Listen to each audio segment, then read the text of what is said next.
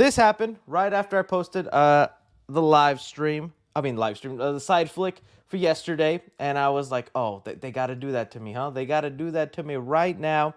We got the announcement that Ralph Inson, hopefully I pronounced that correct, has been cast as Galactus in the Fantastic Four. Okay, that's some pretty big news here. For one, we had been hearing for a while that it was actually going to be Javier Bardem, okay? The guy who's in Dune 2 and No Country for Old Men. Lisanga Jave! Oh! I actually would have loved if he was cast.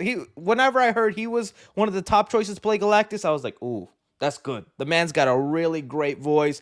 I feel like he could be menacing as Galactus because I don't know how much of the face they're actually going to put onto Galactus. I think the most important part of this casting choice was the vocal cords, and Javier Bardem definitely had them vocal cords, but he did not get it. Instead, it went to Ralph, and I was like, why does this dude's face look so familiar to me? Like, he's staring at me a little funny. You're about to get a knuckle sandwich, Ralph. Turn around, buddy.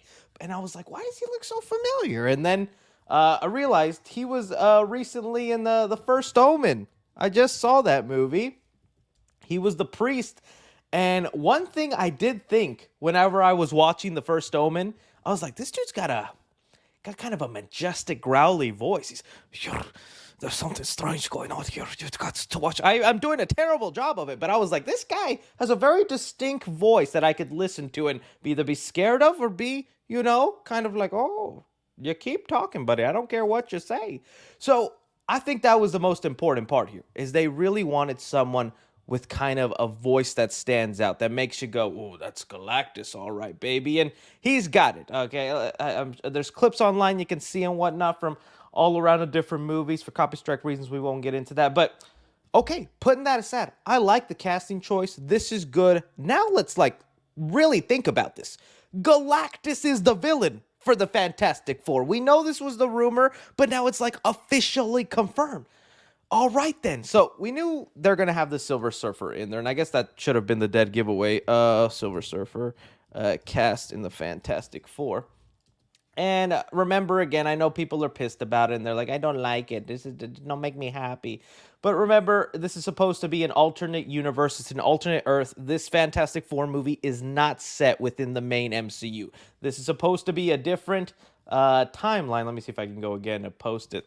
The Human Torch poster that they came out with really gave you an idea of what this society is going to look like. So this is what the MCU, this alternate Earth, is going to look like in the Fantastic Four movie, which I think is so funny, because what did we do so wrong in the main MCU that this movie takes place in the 50s, and their 50s universe is all futuristic and Jetsons? Like, something went wrong in the MCU, man, for sure. But that's what we're going to be having going on here, and we're going to have the Fantastic Four.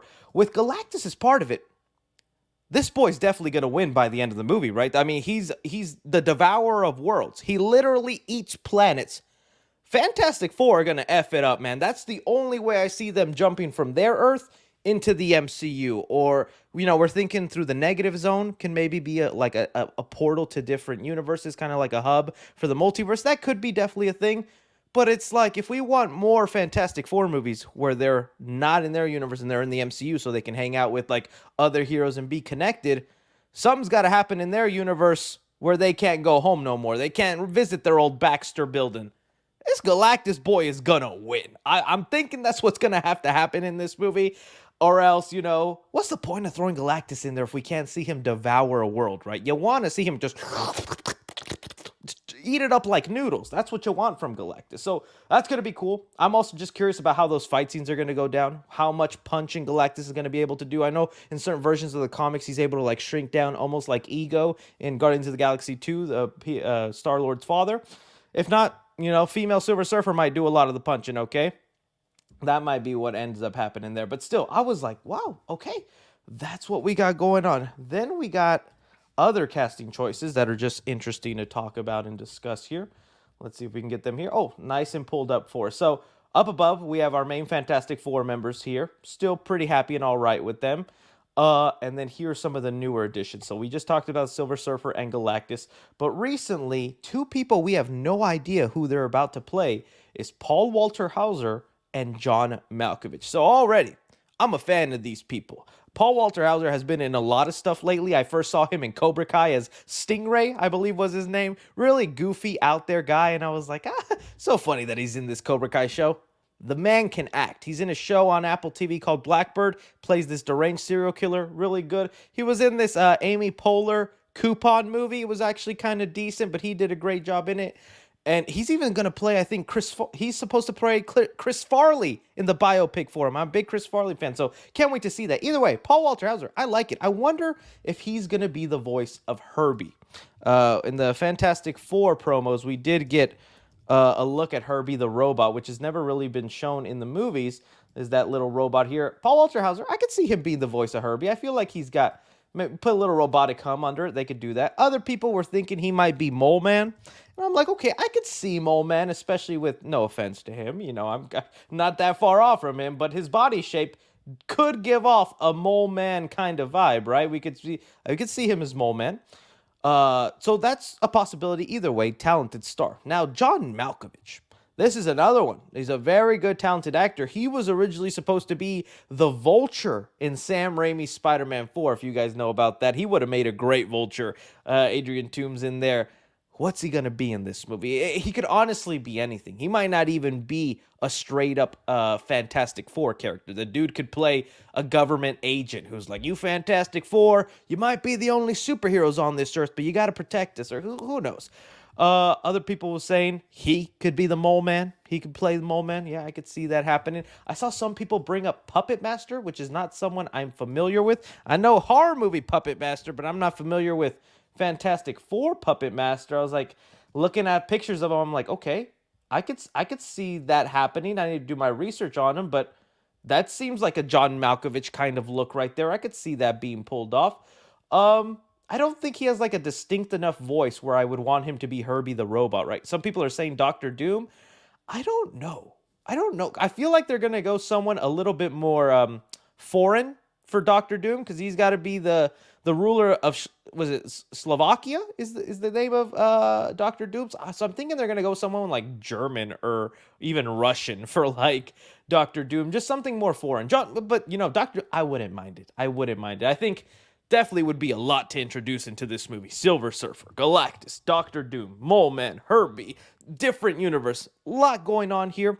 But you know, recently, what's really made me excited about this Fantastic Four movie is that the writer of this movie is the same writer who wrote Planet of the Apes Kingdom, the one that just came out, and the writing in that movie is really good. Like, the characters are interesting, the story they go through, the little themes.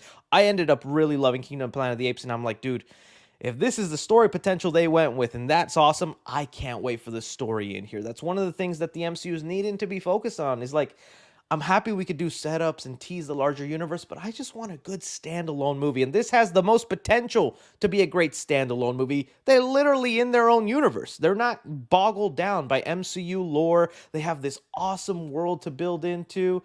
So, yeah, that could be awesome. I'm looking forward to it. I'm happy with this Fantastic Four stuff. The movie's got a lot of competition coming out the same year as Superman. We'll see what ends up being the comic book movie of the year. Also, this is the third time they reboot Fantastic Four. We'll see how many people are going to be that clamoring for it. But I like it. I like this stuff. I hope it goes good. Those are my thoughts on it. Why you got to release the news whenever I post a side flick, Marvel? You're watching me, Kevin Fagoli. I just know it. All right, so moving on from there, guys, let's talk about the Batman Caped Crusade.